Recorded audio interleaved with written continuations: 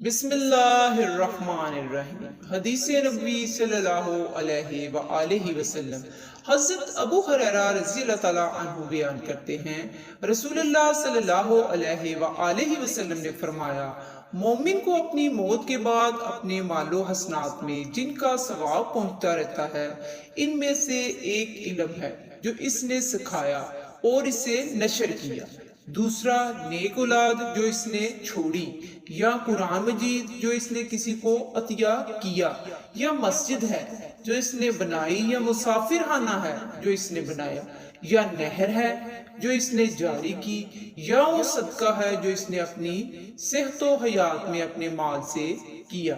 بس یہ وہ مال ہیں جن کا ثواب اس کی موت کے بعد بھی سے پہنچتا رہتا ہے۔ مشکات المصابیح حدیث نمبر 254۔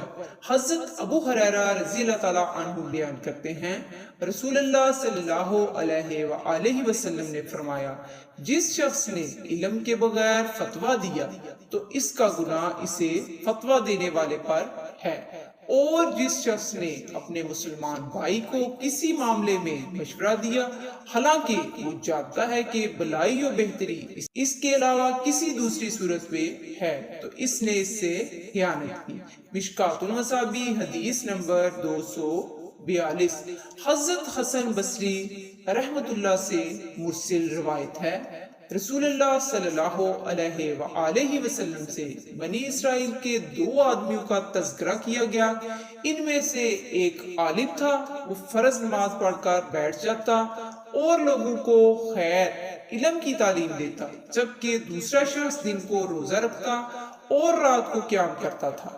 آپ صلی اللہ علیہ وآلہ وسلم سے دریافت کیا گیا کہ ان دونوں میں کون افضل ہے؟ رسول اللہ صلی اللہ علیہ وآلہ وسلم نے فرمایا، اس عالم کی جو فرض نماز پڑھ کر بیٹھ جاتا ہے اور لوگوں کو خیر کی تعلیم دیتا ہے، اس پر عابد جو دن کو روزہ رکھتا ہے اور رات کو قیام کرتا ہے، اس طرح فضیلت ہے جس طرح میری تمہارے ادنا پر فضیلت ہے۔ مشکات المصابیح حدیث نمبر 250۔